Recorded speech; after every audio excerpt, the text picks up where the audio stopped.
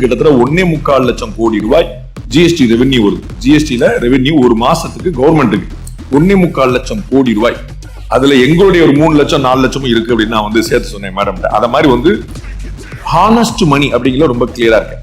அப்ப பிசினஸ் பண்ணும்போது ஒவ்வொரு நாளும் புது நாள், ஒவ்வொரு நாளும் ரிஸ்க்.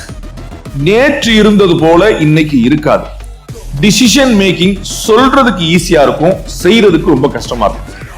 வெளியில உட்கார்ந்துட்டு அந்த பாலை இப்படி அடிச்சிருக்கணும், இந்த பால் இப்படி அடிச்சிருக்கணும் சொல்றது ரொம்ப ஈஸி. உள்ள உட்கார்ந்து பிளே பண்றது ரொம்ப கஷ்டம். நீங்க யார 1 டவுன் இறக்குவீங்க, யார 2nd டவுன் இறக்குறீங்க, யாரு பேஸ் பவுலர் வேணுமா, ஸ்பின் பவுலர் வேணுமா, இது எல்லாமே அந்த கால் நீங்க தான் எடுத்தாகும். வேலை பார்க்கறதுல பெரிய நிம்மதி என்ன, மேல நமக்கு ஒரு பஃபர் இருக்கும், ஒரு ஷெல்டர் இருக்கும். யாரோ ஒருத்தன் எல்லாம் மேல இருக்கிறவன் பாத்துக்கிடுவாங்கிற மாதிரி யாரோ ஒருத்தன் அடி வாங்க உட்கார்ந்துருப்பான். நமக்கு வந்து கேரண்டி, அந்த கம்பெனி இருக்கிற வரைக்கும் சம்பளம் கேரண்டி. அந்த கம்பெனியை ஊத்திட்டு முடிட்டானா அது வேற விஷயம். சோ அந்த கம்பெனிக்கு சேலரி கிடைச்சிடும், அதுல நம்ம வந்து குழப்பம் இல்லை. என்ன சேலரியோ அதுல நம்ம ஒர்க் பண்ணிட்டு போலாம்.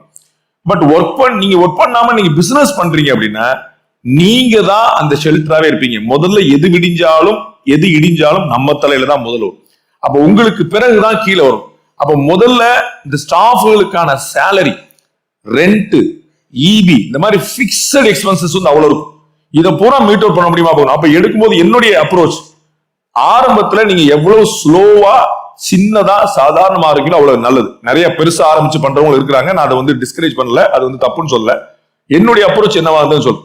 ஒரே ஒரு ஸ்டாஃப், ஒரே ஒரு பாஸ், ரெண்டட் பில்டிங், அதுவும் என்னுடைய ஃப்ரெண்டோடைய ஆபீஸ் பில்டிங். அவர்கிட்ட நான் வந்து கேட்டு நான் வந்து 2-3 ரூம் மட்டும் நான் எடுத்து ஆக்குபை பண்ணிட்டு அங்க பண்ணிடுறேன்.